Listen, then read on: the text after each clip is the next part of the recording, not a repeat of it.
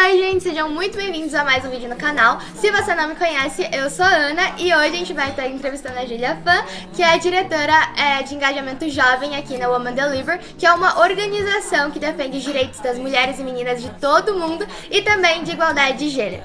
Julia, thank you so much for the opportunity for me to be here and learn a bit more about your work and personal,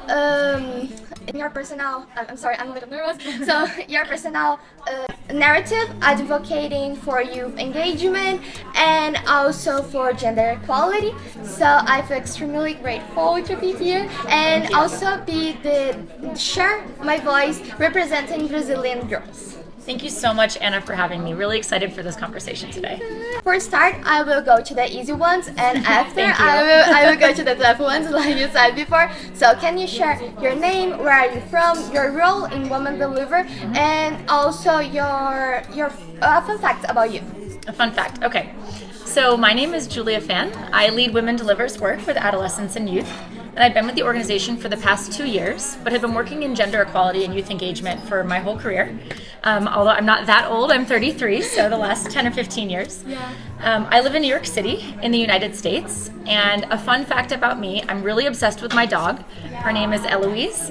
She's an American Eskimo dog. And, oh, you want to see a picture? Yeah. Of course, this is my dog.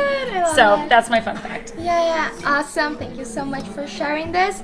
And today our interval is going to have two main focuses: your work in Women's Deliver, your hope for future generation of young leaders. Okay, great. About your work, what is your role in engaging young leaders?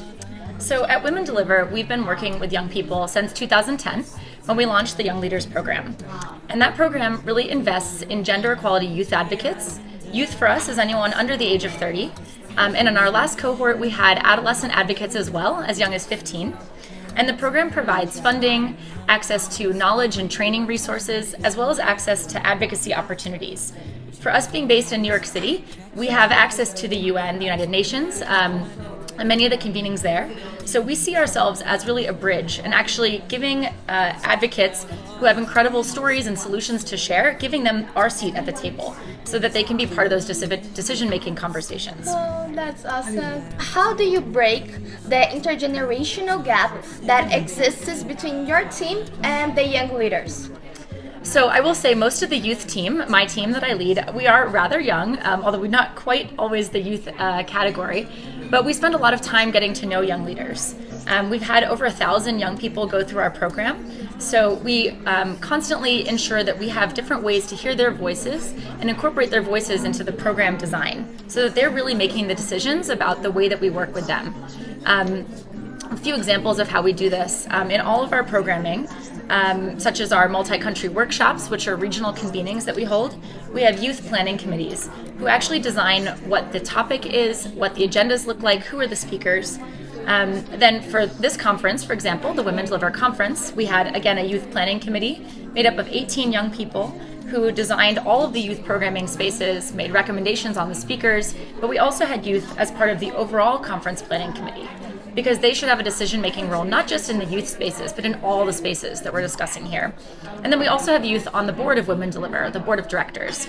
So for us, it's really important that we're modeling this approach of having youth engaged in leadership roles at every level so that when we go and advocate to other organizations to do the same, that we can really walk the talk and show them the ways that we've done that.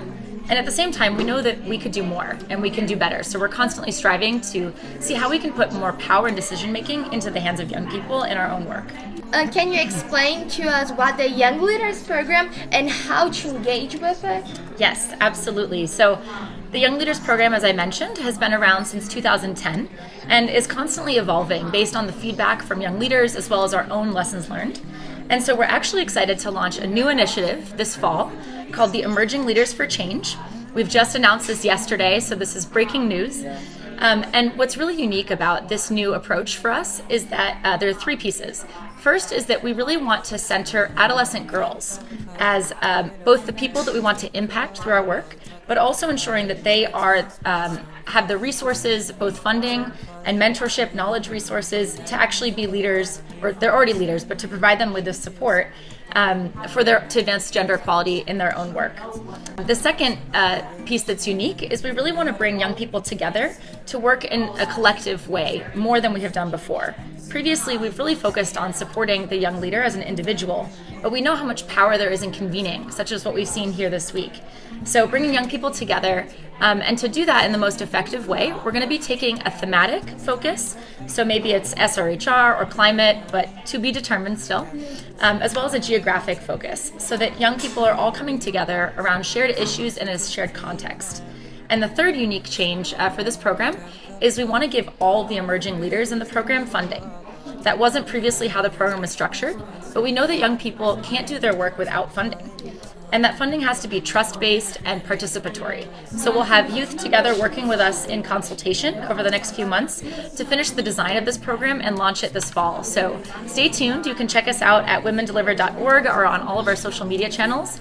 And we'll be announcing more about the program and how you can apply and engage. Yeah, awesome. I will totally apply. So Awesome. We would love to see that. Yeah. And about the second main focus of this interview, we are going to the hope.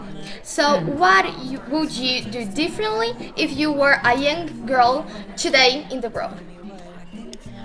I think for me, when I was a young person, when I was your age, I was engaged a lot in the activities in my school, but I hadn't really thought about beyond my school, beyond my own community, of the other kind of spaces where I could engage. But seeing young people like you here is such an inspiration.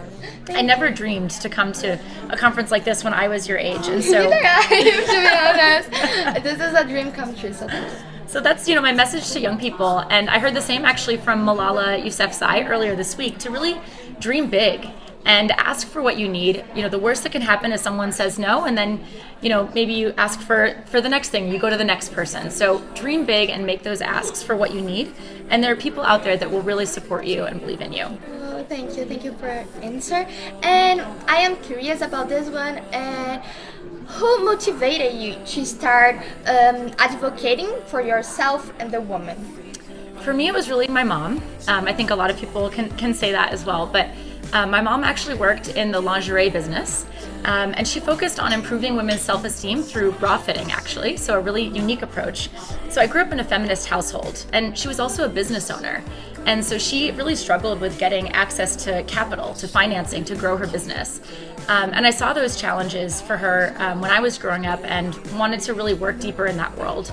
And at the same time, I was really interested in international politics and human rights. And so I brought those interests together, and here I am now working in gender equality and international development. Yeah. But working with young people has also been a really important part of my career. And in the last few years, I saw that a lot of the most promising and interesting initiatives and solutions were coming from young people. But I saw that they didn't have the resources and weren't taken seriously in the way that they really should be in decision-making spaces. And so that's why I've now focused in that area of work. Yeah. But what are you thinking about the conference right now, seeing all your hard work? And how did you feel that it's finally here and you have a lot of beautiful women working together and trying to improve themselves? It's been really energizing. I have to say, we've been talking about and thinking about this conference really since the last one ended in 2019. And so for me in the last 2 years being at Women Deliver, this has really been a focus, and to see not only my hard work, but the young people that we worked with, the youth planning committee, and young leaders coming here and sharing their successes, making the demands for what they need. That's really been the most rewarding part, is seeing their vision come to light. And I'm so honored that I got to be part of that journey. So. Thank you so much. I love to interview you and know a bit more about you, especially. Thank you so much, Anna. This has been such a pleasure to get to talk about my passion and commitment for youth engagement and gender equality. So looking forward to meeting all of you one day. I hope you'll come to a future Women Deliver conference and check out our programs when they launch this fall. Yeah, of course. Thank you. Thank you. I will do my best to all the Brazilian girls to know about this beautiful community organization. Thank you. Thank you. Thank you so much. Tchau, gente. Espero que vocês tenham gostado. Não se esqueça de se inscrever, curtir e compartilhar.